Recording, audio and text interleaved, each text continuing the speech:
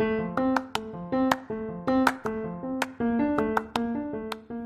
I'm Chris Ippolito, and welcome to the Get Coached podcast, where I'm documenting my journey from employee to entrepreneur while featuring the coaches that are helping me along the way. Each episode, these coaches provide actionable advice to help me and you, the audience, find more success as entrepreneurs. I invite you to join the journey so we can go and grow together.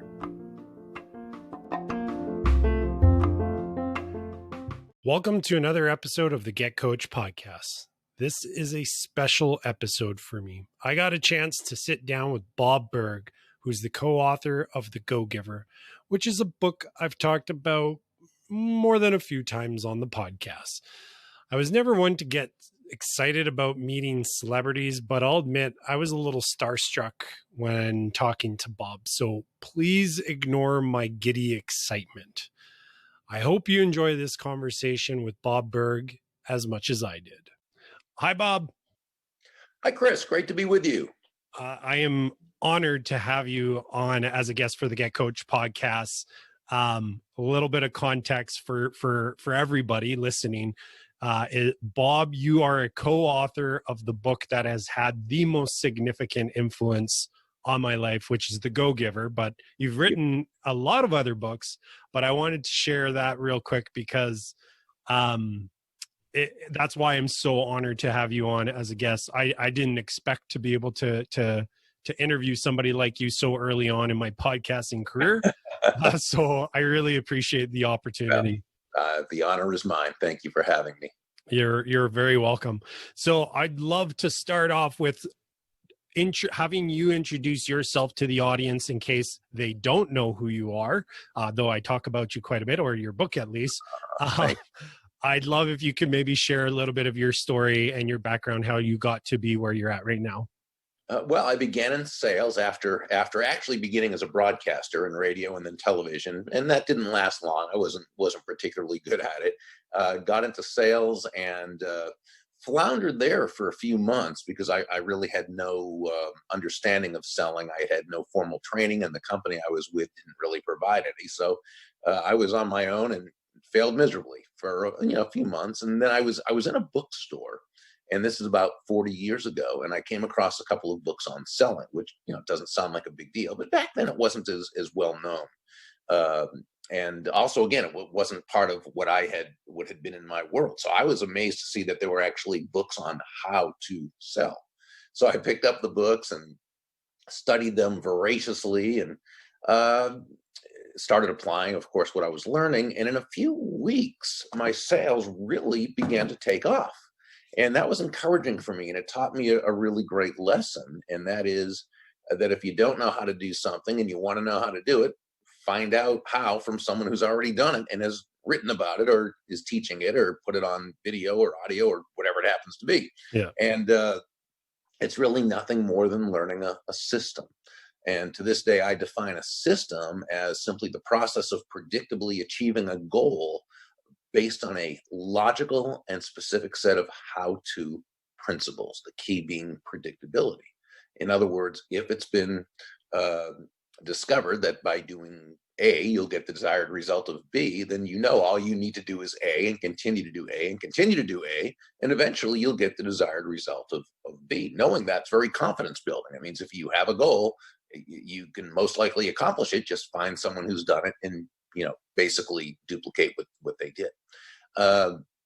Within a few years, I think I was the sales manager of a company and of another company, and started teaching people to do what was working for me and for my team. And it just kind of morphed into a speaking business at that point. And I wrote my first book, long ago, just as a way of positioning myself in the marketplace, and then wrote a few other books, and then The Go-Giver back in, I think, 2008.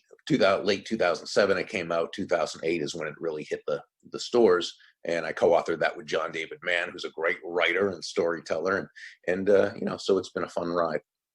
How did the two of you connect, if you don't mind me asking? No, he was the editor-in-chief of a magazine I used to write for. And every month when he would, send back the articles I wrote, and many editors, of course, they're very busy, but they'll just kind of cut and this and and you never know, and stuff gets out of context and things. He never did that. He always just was very polite. He let me know what he wanted to cut out and move here, and is this okay, and is that okay? And the running joke became that I'd answer him back every month with the same answer. Not only is it okay, you write my stuff better than I write my stuff. And back then, he wasn't well known outside of a particular niche. Now he's the co-author of choice for many agents and publishing houses whenever they have, a celebrity or an athlete or someone who has a story, and John has called him to write it. But back then, very few people really knew who he was. Fortunately, I was one of them who did. Yeah. And so he was the only one I wanted to be the lead writer and main storyteller for this story. And so I had asked him, I told him about this kind of idea I had, and would he be willing to take a look at it? And he was very busy at the time, just doing what he was doing. But he fortunately took a look, and and after a while agreed to. So that was a good thing.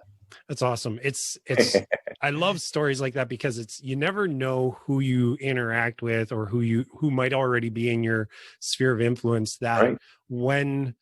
when put together and kind of marching towards the same goal can create some significant impact. Because I think obviously with what you guys have done with the Go Giver series and kind of brand is spectacular, right? Like the first book was very impactful for a lot of people, and then you guys have just been building upon that and just adding more and more value to people, which is obviously a huge principle in the book, right? So I think that's fantastic. Thank you.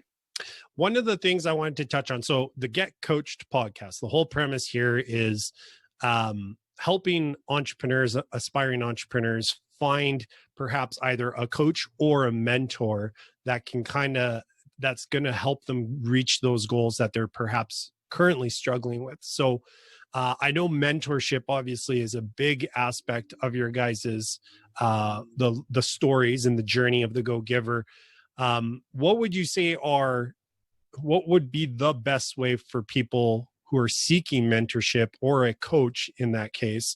What would be the best way for them to find that person to have that positive influence in their life? Well, if they're seeking out someone as a paid coach or mentor or consultant, because coach or mentor has different connotations, then that's a different process than if it's someone who they just want to have advise them as a more of an informal type of relationship. Obviously, if they're wanting to pay for a coach or mentor, there's lots of great people like yourself out there, and there's people who they can look up and they can find, and they can ask others who've been very successful, who have you used, and so forth. But let's instead go kind of like another direction and look at how you might find someone who is more of an informal mentor, with whom you have a mentor protege relationship with. Because I think those are also very, very important when it's just someone who they've had years of success, and it might be in your field or it might be in a different field. Sometimes it doesn't, it doesn't matter, because it might be the general success principles you're looking to kind of gather from someone and to be guided along with those. Other times it might be much more appropriate, or it needs to be someone who's in your field. I think what happens, and I think most people understand how important having a good mentor can be, because having that good mentor can really cut your learning curve time down by years. I think a lot of people, when they seek out a mentor, they kind of make a mistake of just sort of coming right out and just saying, "Hey, will you be my mentor?" Yeah. And one reason I think that's counterproductive is because, first of all, this person probably is asked that question by a lot of people. So there's nothing about the way you've asked that distinguishes you in any way. And they're busy, so they're not going to have time to or want to invest the time with a whole bunch of people. So you've got to be able to stand out in some way. And just asking, will you be my mentor, with someone with whom you don't already have a strong relationship, it's sort of like saying to somebody, "Hey, will you share with me 40 years of your life experience, even though you don't really know me from a hole in the wall?" Mm-hmm. And so again, it can come off maybe as entitled, or as though they owe you just because you're there, and so forth. So I don't think it makes an impression on them that's necessarily positive. And a mentor protege relationship is just that. It's a relationship, and it takes time to develop. So rather than coming right out and asking someone to be your mentor, you can certainly approach anyone who you respect and who you would like to approach. That's fine. But I think to do it more in a way by saying, I know you are very busy, and if this is not something you either have the time to do or even want to do, I'll absolutely understand. I'm wondering if I might be able to ask you one or two very specific questions. Now, when you do that and you ask that way, you've done a couple of things that distinguish you. One is you didn't come across as entitled, but you came across as someone who really understands that you're asking for something big, right? You also gave them an out or back door. This is so important. You said if you don't have time, or if it's something you just don't want to do, totally understandable. And typically, to the degree you give someone that out or back door, they don't feel the need to take it, because they know you're someone who respects the process and is less of a threat to take up a lot of their time unnecessarily. Third, when you say, may I ask you, or if I could ask you one or two very specific questions, you've let them know now that, you're not just wanting to pick their brain, right? And mindlessly ask them questions that, no, you're coming in with an agenda. And when I say agenda in this context, I mean that is a positive. Right. They know that you have in mind exactly what you want to ask, and they're much more likely, which it doesn't guarantee it, but much more likely to say, sure, go ahead, or let's make a time, or what have you. Now, something I would very much suggest is when you research this person, and you want to make sure you research them thoroughly, make sure you don't ask them anything, the answer to which you could have easily discovered by doing your research. That will come off as annoying and not something that they, right? So you want those questions to really be impactful and make sense, and so forth. Make sure you don't take up too much of their time. Be totally respectful of it. And at the end of the call or meeting or wherever it happens to be, tell them how much you appreciate it. You look forward to applying their information right away. And if they don't mind, you keep in touch and so forth. Now, that very day, I would do two things. One is I would write a personalized, handwritten note of thanks to the person, not text, not email, handwritten note. Doesn't have to be anything fancy. In fact, it shouldn't be. It should be short and sweet. Hi, Mr. or Ms. So-and-so. Thank you so very much again for taking valuable time out of your day. I realize you're very busy, and this was very special. Your suggestions are priceless, or thank you for sharing your wisdom, however whatever's more your style.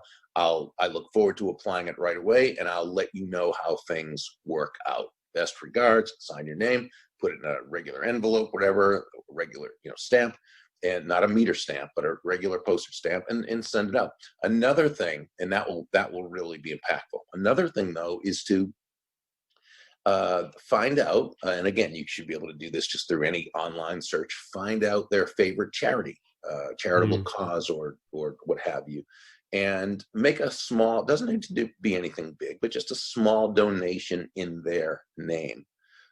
It'll get back to them. And you're not doing it to kiss up. You're doing it because, again, you just want them to recognize that you take this seriously, that you really respect the process, you appreciate them, and that you're obviously looking to, give value to them in whatever ways you can. And so, you do that. Maybe a couple weeks later, a few weeks later, you'll contact them again. Maybe it gives them some results, another question. And over time, if a mentor protege ongoing relationship is supposed to happen, it will. If not, it won't. I think we've got to do it without attachment to it having to work out a certain way.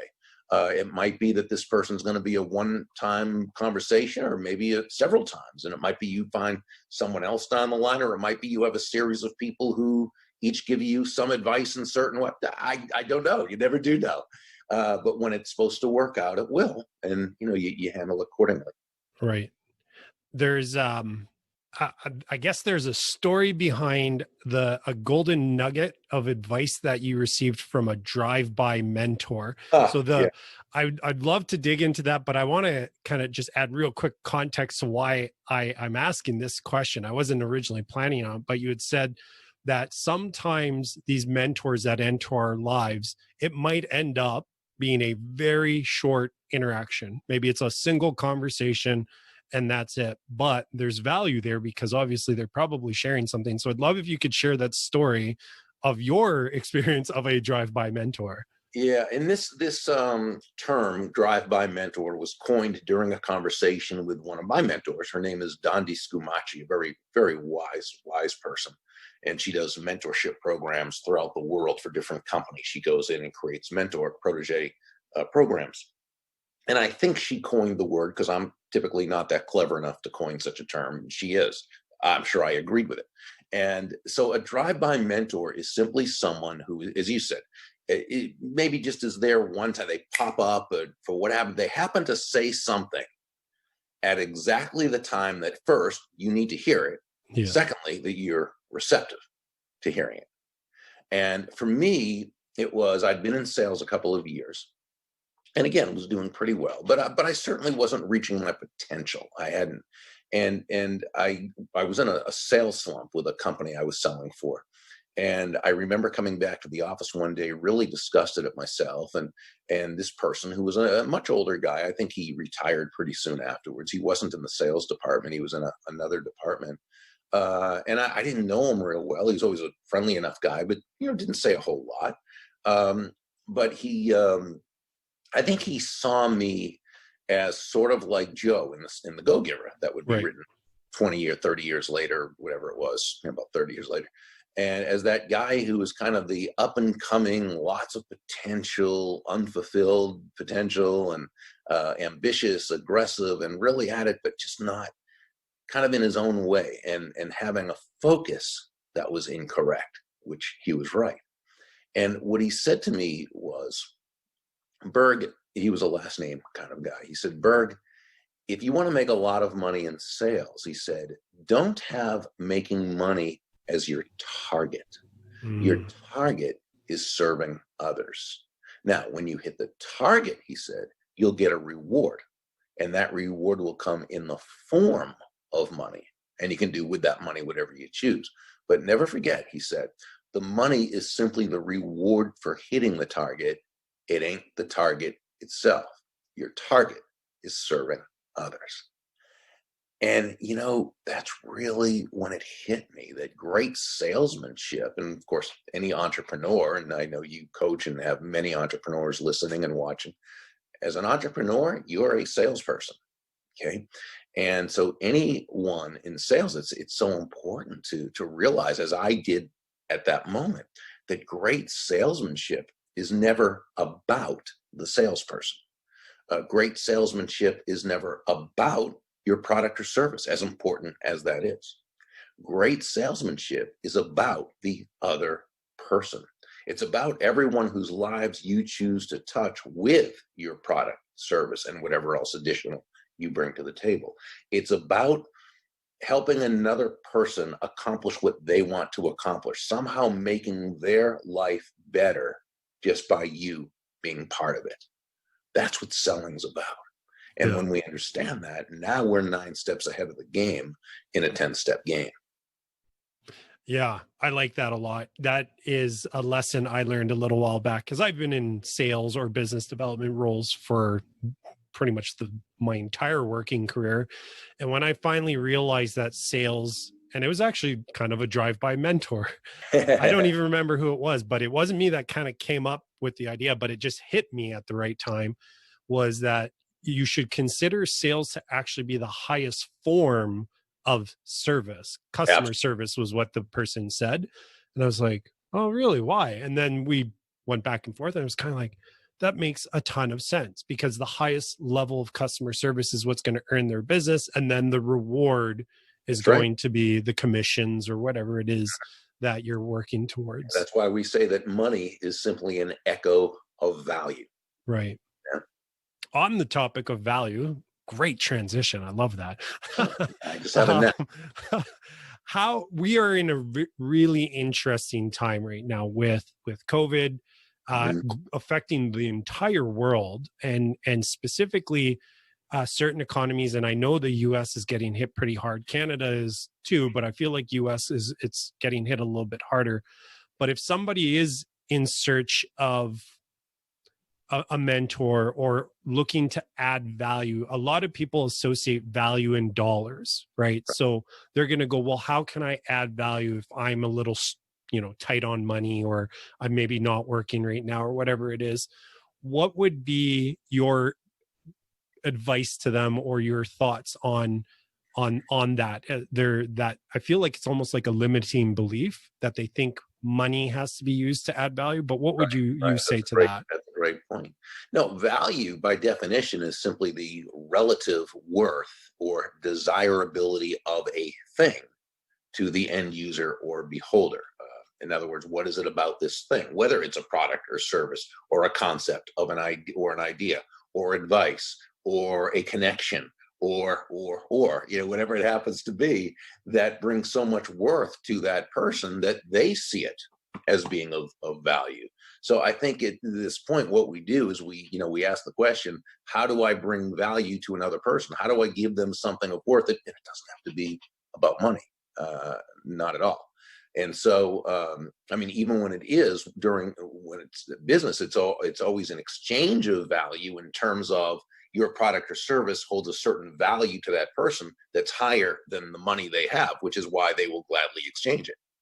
Okay, that's the business end of exchanging a form of value for another form of value, a product or service in exchange for that cash value. That's fine. But when it comes to finding ways to add value to others, uh, it's really through who you are, and so how you would do it specifically, that always comes down to, what does this person need? What does this person want? What does this person desire? How is it going to help them? How is it going to make their life better? But no, bringing value to another human being typically has nothing to do with dollars. Hmm. Yeah. I think it's an unfortunate misconception that a lot of people have. Because if you think about it in a slightly different way, what's a more valuable resource to money, which is probably time? I think we can all agree with that. Now, if somebody takes the time to go and, like you said, do a little bit of homework on that person, find out what it is that they would place value on, you've invested probably something that's more important than money. Is you took the time and consideration to So try and look for how you could add value to them. yeah, wonderful point. I The book I most recently read was what's it called again? Oh, into allies. Yes, Adversaries into Allies. And I ended up tweeting at you that as soon as I finished the book, I said, I think I may have found a replacement to How to Win Friends and Influence Oh, People, that's a great compliment. because I just felt it was so in tune with kind of where we're at now. I thought it was a much it was a very modernized way of looking at it. It was very detailed as well. You've got so many different sections in there. Um, what this It's kind of a loaded question, but I'd love to get your thoughts on, why is it that influence is such an important skill that really everybody should be looking to develop? Well, I think what it really comes down to is there are two types of skills, basic skills. There's technical skills, which could be called competence. Okay. And then there are people skills. Now, we have to have competence. Yeah, right. We have to know what we're doing. Um, but that is there's a lot of people who know what they're doing, right? There's a lot of people who can do the thing right. Okay, they have that certain skill set. They also might have some other great character traits. They might be ambitious and hardworking and charitable and kind and thrifty and um, lots of good things about them. But if you unless you're able to influence others, move people to the desired action. Okay. And that's what people skills are all about. You can only accomplish so much. You can only go so far. Now, influence itself can be defined as simply as the ability to move a person or persons to a desired action, usually within the context of a specific goal. Now, that's the definition. More importantly, though, is the essence of influence. The essence of influence is pull as opposed to push, right? How far can you push a rope? Not very, or at least not very fast or very effectively, which is why great influencers don't push. They don't try to push their will on others. They don't try to control others. They aren't pushy. They're not, no, they pull. Pull is an attraction. Great influencers attract people first to themselves and only then to their ideas. And again, this goes right back to the go-giver, that they, law number 3 of the go-giver is the law of influence, which says your influence is determined by how abundantly you place other people's interests first. Now, when we say that, we don't mean you should be a doormat or a martyr or self-sacrificial. No, it means always keeping in mind the interests of the other person and making it about them, as we've been talking about. Well, let's go back to Dale Carnegie, as you were kind enough to mention, and even put my book in the same sentence as How to Win Friends and Influence People, which I appreciate. What I believe was the underlying principle of his book and philosophy was one sentence, and this is where he wrote, ultimately, people do things for their reasons, not our reasons, right? So the great influencer, they attract by always focusing on that other person and their interest. They ask themselves questions to make sure their focus is correct. How does what I'm asking this person to do align with their goals, with their wants, with their needs, with their desires? How does what I want this other person to do, how does it align with their goals? How am I helping them? What problems or challenges am I helping to solve, right? Through my suggestion, through what I'm asking them to do. How does what I'm asking align with their values? And see, when asking ourselves these questions thoughtfully, intelligently, genuinely, authentically, not as a way to manipulate another person, another human being into doing our will, but as a way of helping to build everyone in the process, now we've come a lot closer to earning that person's commitment to our ideas. That's influence. And unless you can do that, it's really difficult to attain that real stratospheric success, no matter how competent you are at what you do. Right. There's another author that talks about influence, Robert Greene, in one of his books. He had mentioned, I listened to a podcast where he was talking about influence and saying, you're kidding yourself when you say you don't want to have influence, because imagine a world where you have zero influence. And I've got a young son who's 9 months actually today. And as he gets older, if I can't influence him, oh boy, that's going to be tough. Of course. Oh, absolutely. Of course. Yeah. So I want to be respectful of your time. Yes. Yeah. Robert Greene's a great author. I think we're getting close to the end here. So I wanted to ask my one question I love to ask all my guests to help the audience kind of take action. So what's that one piece of advice that you would want to share with the audience to help them level up wherever they need it most? Well, I think it's, it almost goes back to that system aspect of of finding out how to do what you want to do, but then very key, taking action on it. Taking action on it. That's so very important, because it can be so intuitive to say, well, I don't know it well enough yet, so I'm going to wait. Now, certainly you don't want to do something haphazardly, but once you're 80% there, once you know what needs to be done, take action, go out and do it. Understand you're going to make some mistakes, and that's okay. That's just what being human is about and what business is about. But definitely to make sure that, yes, you find the information, take that information in, and then take action on it. Right. Great advice. It's, as I mentioned at the beginning, absolute honor to have you on the podcast. Where can people go and learn more about you and find out all the different books that you've authored or co-authored so that they can start consuming the great content that you've put out? Thank you. The best place is Burg, BURG.com, and they can scroll down and they can actually get a free chapter or excerpt of any of the books, and then they can see if they like what they see that thus far, and then they can always click through to Amazon if they like. And I'd suggest signing up for the list, the newsletter list, because we send out some really good information, always value-based information. Awesome. Perfect. I'll make sure that's all included in the show notes. Bob, thank you so much. I know I could keep you busy for a couple hours with questions, but I really appreciate it. And it was an absolute honor to have you on the show. Thanks, Chris. I appreciate you. Thanks for everything you do. Thank you.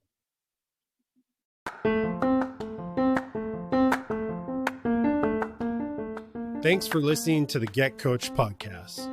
If you're looking for more information, you can head over to our website, which is getcoachedpodcast.com. You'll find the show notes for this and every other episode there. And if getting actionable advice every week from professional coaches is something you want more of, then make sure to subscribe so you don't miss any future episodes.